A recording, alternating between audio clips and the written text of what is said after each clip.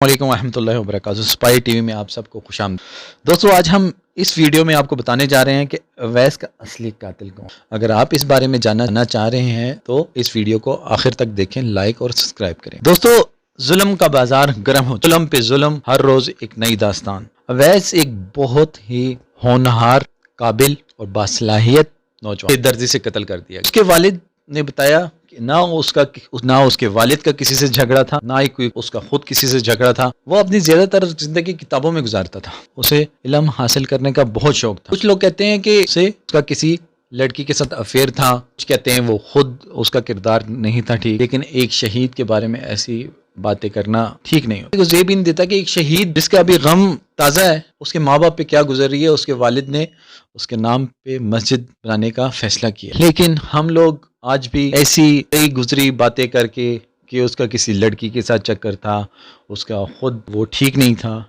ऐसी बातें करते। एक हुनरमंद और बासलाहियत के बारे में ऐसी बातें करना किसी को ज़ेब नहीं देता। लेकिन दोस्तों, आज हम कल कोई और, आज कोई और है, तरह की बातें करते हैं, तरह तरह की बातें करके उनके वालिदैन को दुख पहुंचाते हैं। हमें ये चाहिए उनके वालिदैन के दुख में बराबर के शरीक हों। हमें वो करना चाहिए जिससे उनके वालिदैन का दुख हल्का हो जाए। तो दोस्तों, आज हम ये अज़म करते हैं, हम उस शहीद के रुतबे को और बुलंद करेंगे अल्लाह के हुक्म से।